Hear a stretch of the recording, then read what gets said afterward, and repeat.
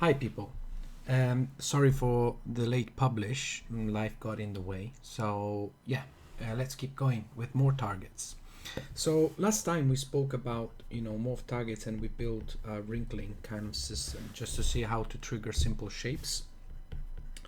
Today I want to start talking about a few more things before we jump into something that eventually will become a little bit more complex. So we want to talk about interpolation, and we want to talk about 2D vector control.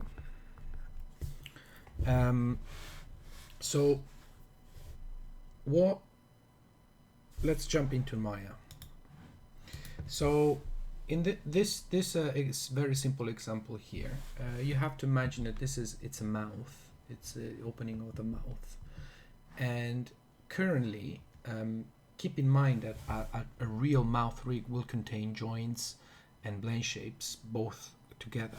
Right now for this example I'm gonna only use plane shapes, so there are no joints involved in here, and there is a specific reason for that, because today we're gonna talk about stuff, but eventually this stuff will be very basic, and the way I'm gonna implement this effect that we're gonna see in a minute is not the actual proper way to do advanced stuff, because in order to achieve more advanced deformation and interpolation, we will have to start talking about pose assets, and this is something I don't want to talk about today. I would rather talk first about basic concepts. Okay, so with this out of the way, let's see. So this simple plane, it's a geometry, and it contains plane shapes. These plane shapes are out, down, up, and in. Oh, I renamed in one for some reason. In. So the in brings the mouth corner in the inside, up, down, and out. Now, basically, if I start from conceptually from the neutral pose like this, you can see that I am basically pushing out. Let's keep it on one square. I'm pushing up,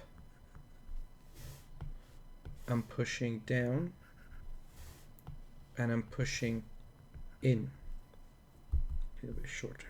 Let's do it this way.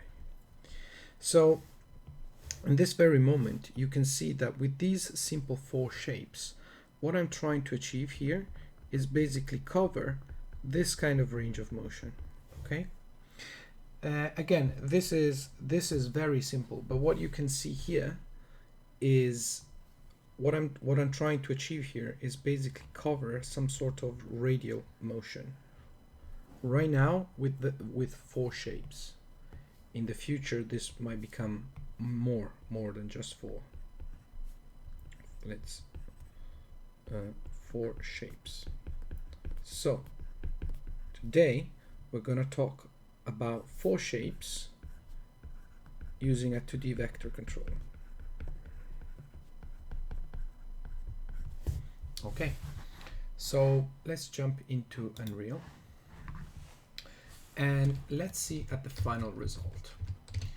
Before moving this thing around, I want you to have a look at what this control is. This control is of type vector 2D, which basically allows me to easily move this control on a plane.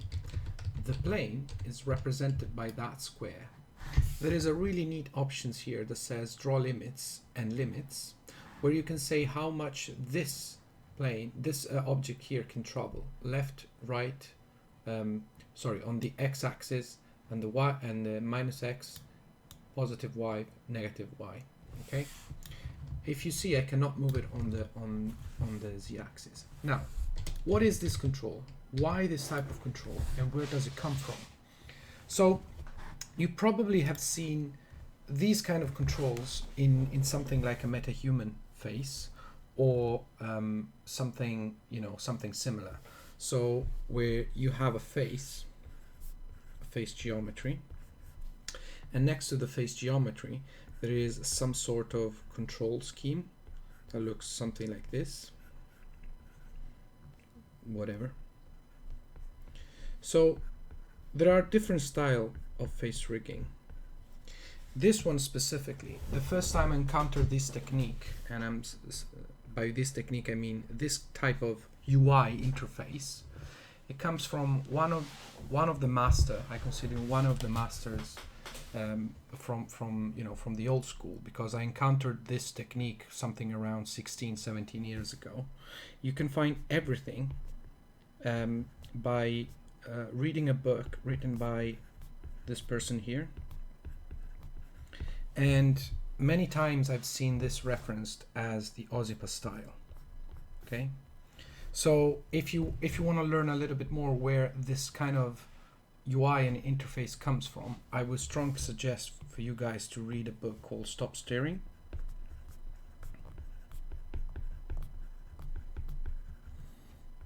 From this guy. He's a master.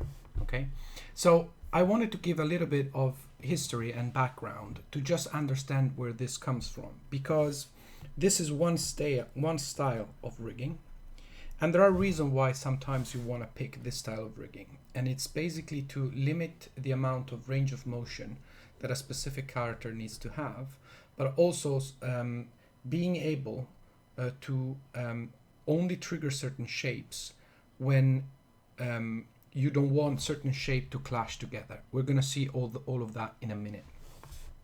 So another style that you probably have seen when it comes to face rigging is, you know, having specific controls on the face directly over here. Now the underneath structure and the underneath rig logic can be totally the same.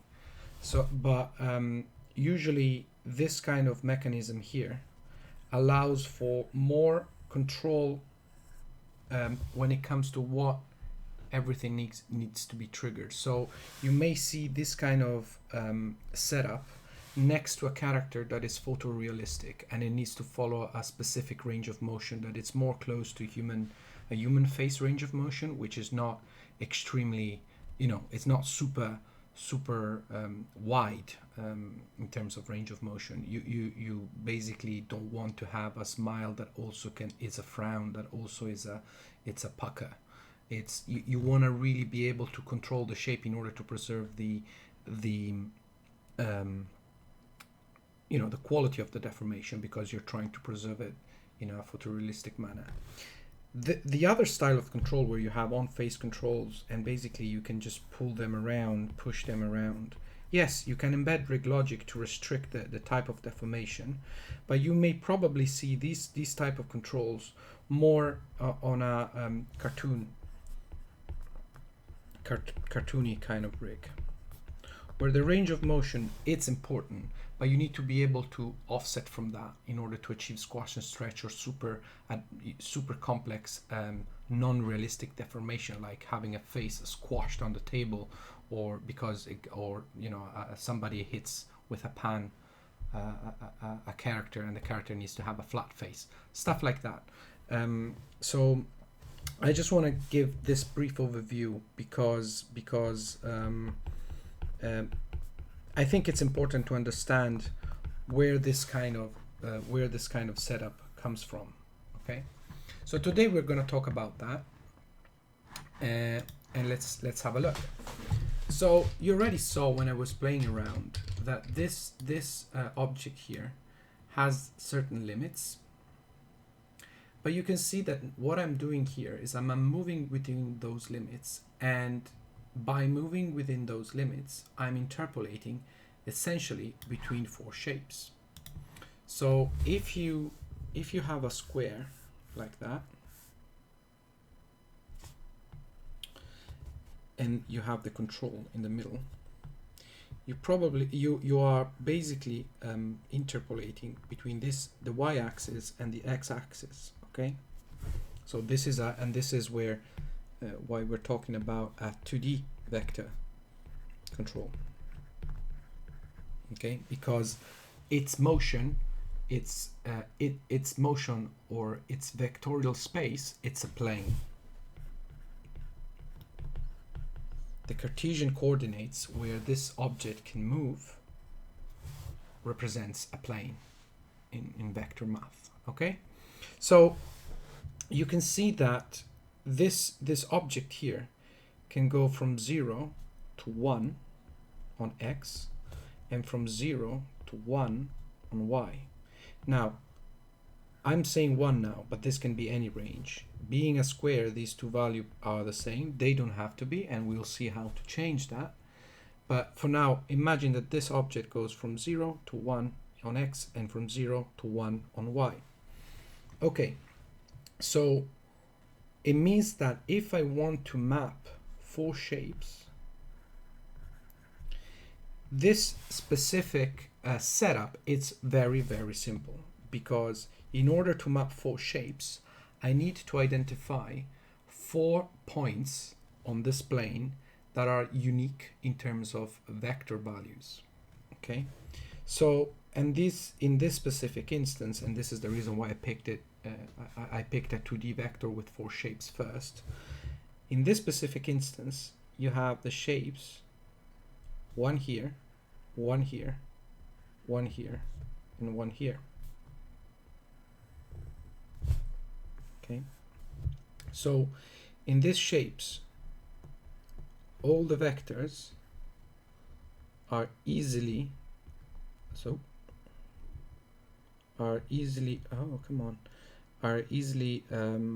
identified. Sorry, 0, 1, minus 1, minus 1. Okay, no.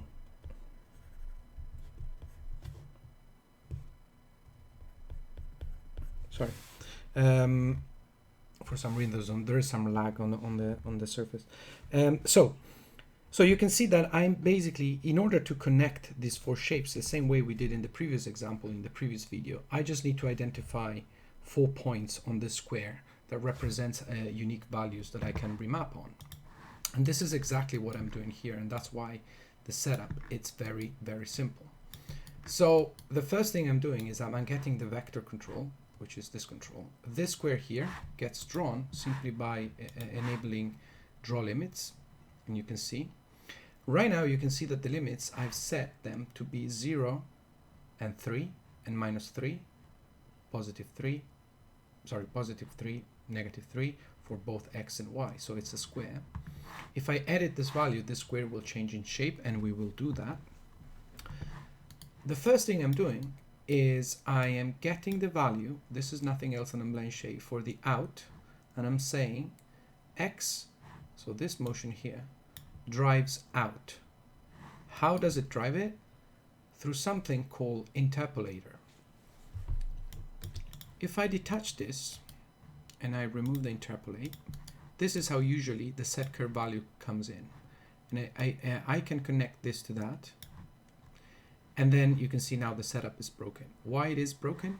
I need to explain the system that what needs to happen if this value gets connected to this value, if somehow I need to remap it. Now, Unreal comes with a really nice shortcut. Well, Control Rig comes with a really nice shortcut. This shortcut is Add Interpolate. The Add Interpolate already tells the system that you want to interpolate this value from here to here. Remember when we were talking about remap values a while back? This is pretty much the same. So I want to remap the range, and I want to say that when my control is at 0 on the x, I want 0 for the plane shape, for the curve. But when this is at 3, x3, you can see it here, I want the output curve to be 1, and you can see them here. So this is a very quick way to edit the interpolation, so the values from this node, to remap them basically. Nothing stops you to create the interpolation node on your on your own. So much that this node here is exactly what this little bug icon represents. If you click here and say eject last node, you can see that it's pretty much the same. Okay, it's just a shortcut, a way to compact things. Otherwise, when you have to do this over and over again, the graph becomes complicated for no reason. So I would say again, add interpolate, and then I'll say map range. I want the int range 3 to be 1. Okay, so let me get rid of these two nodes. So I am at this point here. This point here. Okay, easy to trigger. I want to go negative, and let's see what's going on here. There is a clash of shapes. Why is that happening? Let's see what's going on. So on the minus x value, if I check the interpolate, I'm saying that when the value is at 0 and this isn't at 0, basically there is no plane shape. So when I put this at 0, you can see that this is the neutral pose.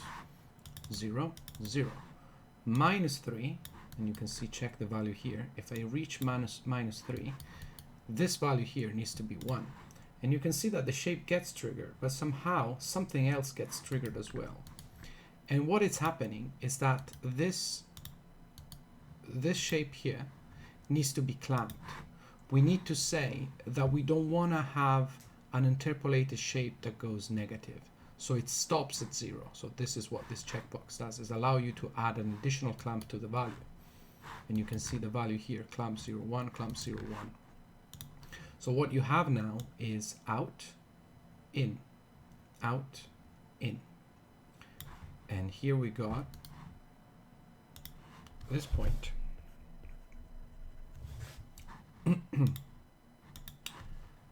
Now, up and down, up, down, those 4 shapes. So you can see that here I simply done the same thing, but on the y-axis. I'm clamping the negative value to be 1, negative 3 to be 1, and positive 3 to be 1. Positive 3 is down, negative 3 is up. It's a bit counterintuitive simply because I aligned this control in the wrong way, but basically down it's positive and up is negative. But anyway, doesn't matter, this is just an example. So why this kind of, so you can see here that by moving this around, I basically am interpolating between values, okay, between plane shapes. Now you can see that if I go down and left, you can see that there are, you need to notice 2 things. One, that these 2 shapes are clashing, okay?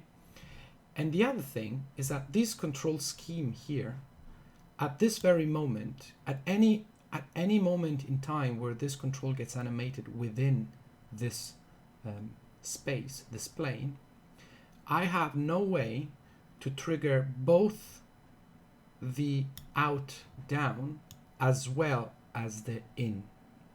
So you can see that here I'm really controlling the deformation, and that's why this type of control exists. If I had one single slider per plane shape, I could technically trigger the out plane shape as well as the in plane shape, and they would clash together the same way we saw when this was off. So this kind of clashing is something you want to avoid in terms of deformation, because of course it looks ugly.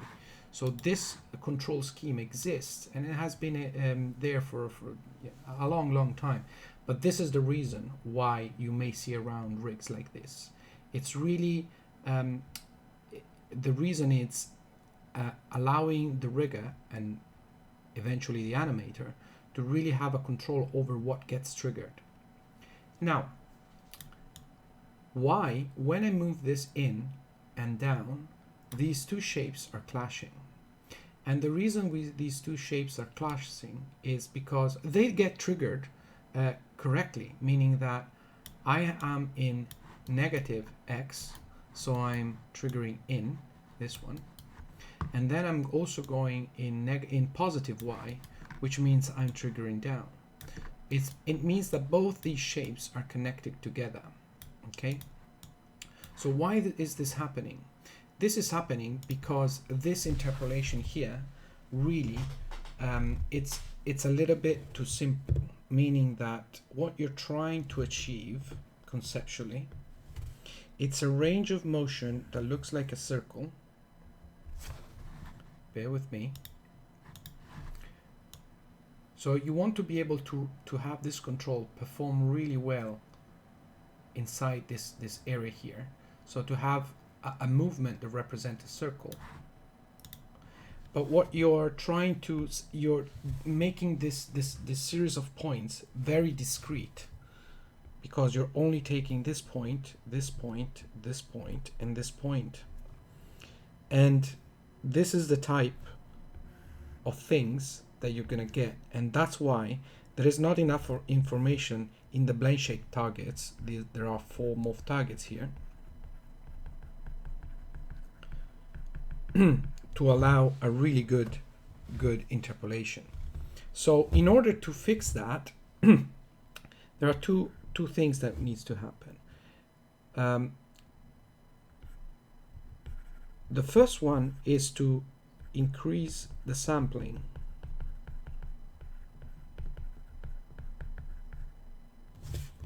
And by that I mean, instead of picking 4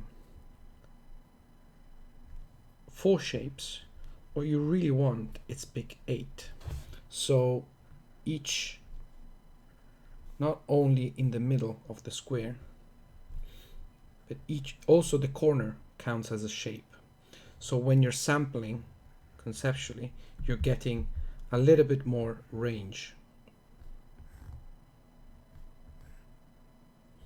And by simply having, instead of 4 shapes, 8 shapes, you can, the model that you will build will give much more information for the interpolator to work with, meaning that you can totally fix the sampling because you're basically touching each point of this square. Okay. The second thing, in order to improve things, is joints. Because by having a series of joints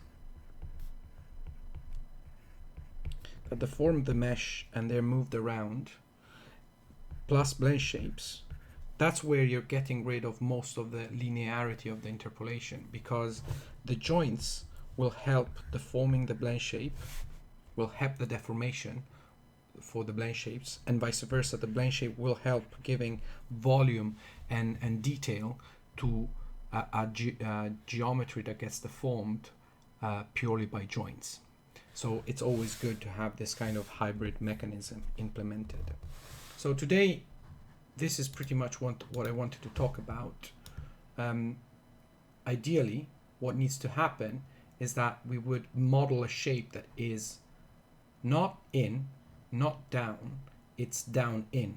So I would go back to Maya, have down in, and then eventually change this setup.